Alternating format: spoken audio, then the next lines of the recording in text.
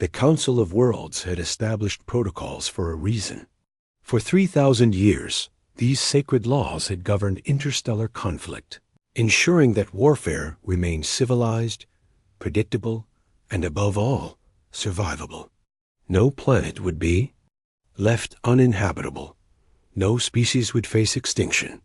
Combat would be conducted at designated coordinates with agreed-upon weapons, following ancient codes of honor. Then the humans arrived.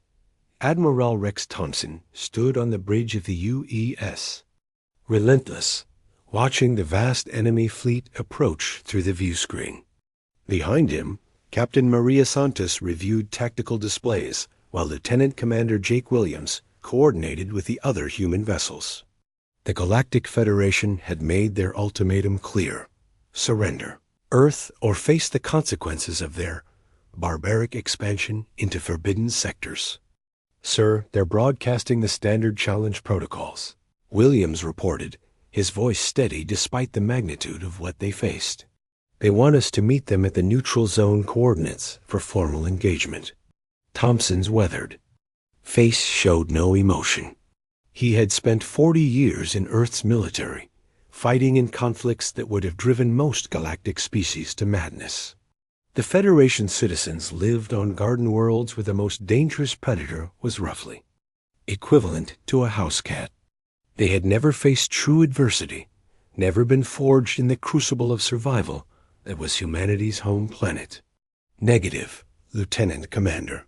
Signal all ships to prepare for unconventional tactics." The alien admiral, a tall crystalline, being named Korth, transmitted his confusion across the communication channels. His species, the Altari, had evolved on a world of perpetual twilight and gentle rains. Combat, to them, was an art form governed by precise rules and elegant maneuvers. "Human vessels, you are not proceeding to the designated combat zone. This is highly irregular. Please explain your intentions." Thompson leaned forward in his command. "Chair, Admiral Korth, we respectfully decline to follow your combat protocols. We intend to defend our territory using our own methods." The silence that followed spoke volumes about the shock rippling through the Federation fleet. Never in recorded history had a species refused to honor the ancient combat codes. It was unthinkable, practically sacrilegious. "This is impossible," Korth transmitted, his crystalline voice carrying harmonics of distress. "All civilized species follow the Accords of Vega Prime. You cannot simply ignore 3 millennia of established law." "Watch us," Thompson replied, cutting the transmission. What happened next would be discussed in military academies across the galaxy for generations to come. The humans scattered their fleet in patterns that defied conventional wisdom, using the gravity wells of nearby asteroids to slingshot their ships at impossible angles. They employed tactics that the Federation had never encountered: feints within feints, sacrificial maneuvers that bordered on suicidal, and a coordination that seemed to operate on instinct rather than formal doctrine. Captain Santos watched her tactical screen with grim satisfaction as their destroyer. Squadron executed a maneuver that would have been considered treacherous by galactic standards. They had positioned themselves behind a debris field, using the wreckage of an ancient battle as cover before emerging at point-blank range. "Targeting their command vessels," she reported. "They're clustering in defensive formations, just like the intelligence reports predicted." The Federation fleet, trained in honorable warfare, found themselves completely unprepared for humanity's approach. Their ships were designed for stately, formal engagements where opponents exchanged fire across vast distances in predetermined patterns. The humans attacked from shadows, used civilian shipping lanes as cover, and employed psychological warfare that left their enemies questioning their own tactics. Lieutenant Commander Williams coordinated the assault on the Federation's logistics vessels, a move that horrified the alien commanders. Attacking supply lines was considered deeply dishonorable, yet it was standard practice in human warfare. Earth's history was filled with conflicts where victory came not through glorious battle, but through cutting off the enemy's ability to fight. "Sir, they're requesting parley," Williams reported. "Admiral Korth wants to discuss terms." Thompson nodded grimly. He took no pleasure in this victory, but he understood its necessity.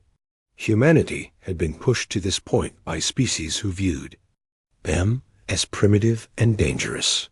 The irony was not lost on him that in proving their point, they had also proven their worth. The parley took place aboard a neutral station, where Korth's crystalline form reflected the harsh lighting and patterns. That conveyed deep unease.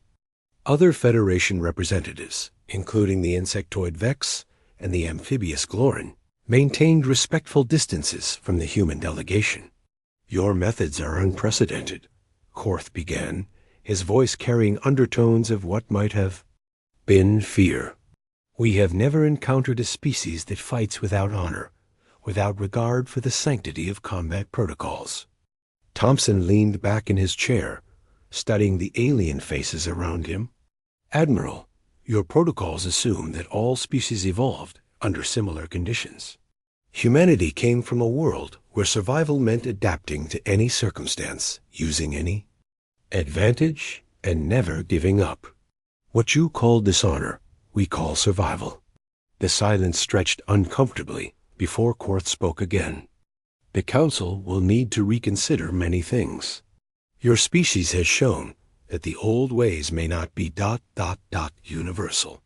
"We're not asking you to change your ways," Thompson replied.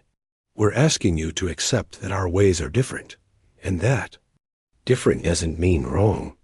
Earth will defend itself using Earth methods, but we're willing to coexist peacefully with those who respect our sovereignty." The agreement that followed became known as the Terran Accords. For the first time in galactic history, a species was granted the right to operate outside established combat protocols. The Federation learned that the universe was larger and more diverse than they had imagined. Humanity had not just won a battle.